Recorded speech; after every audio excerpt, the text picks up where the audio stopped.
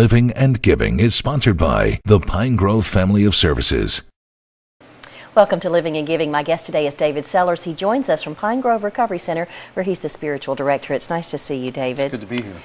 There have been a lot of incidents in the news lately that involve a grief reaction, and I wanted to have you speak about what we might expect when we hear unsettling news going on in the world. Well, one of the first things that we can see, and we mostly see it on the faces as the videos make their way over the internet and TV and everywhere, is shock and denial. And that it does affect us. It affects us mentally, and we can expect to be a little more irritable, moody. It affects our body. We can even feel some drag, sleeplessness.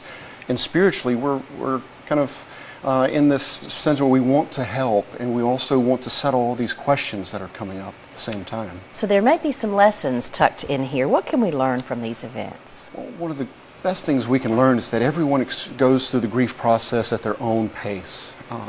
And also that one event may trigger things that never really were processed with a previous event. For example, I experienced a lot of physical aches after I saw images from Sandy, Hurricane Sandy, because I still had some grief left over from Hurricane Katrina.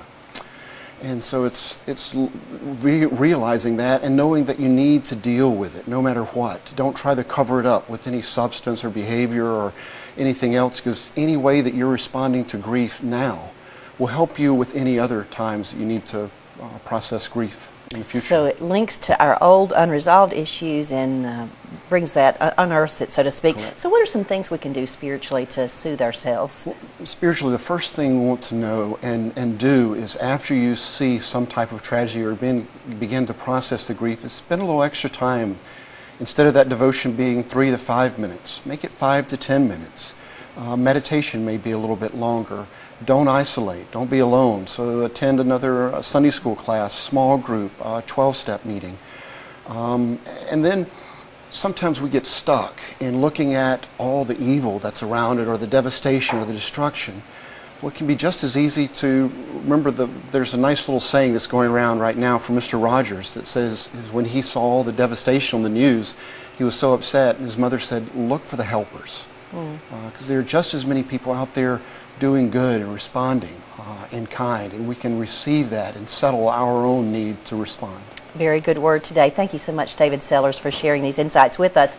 And you do want to move toward the helpers. You can find them and news about information that might be helpful to your own life about this and other ways to improve your living at Pine Grove at 601-288-CARE. We'll have more live at 5 in just a moment.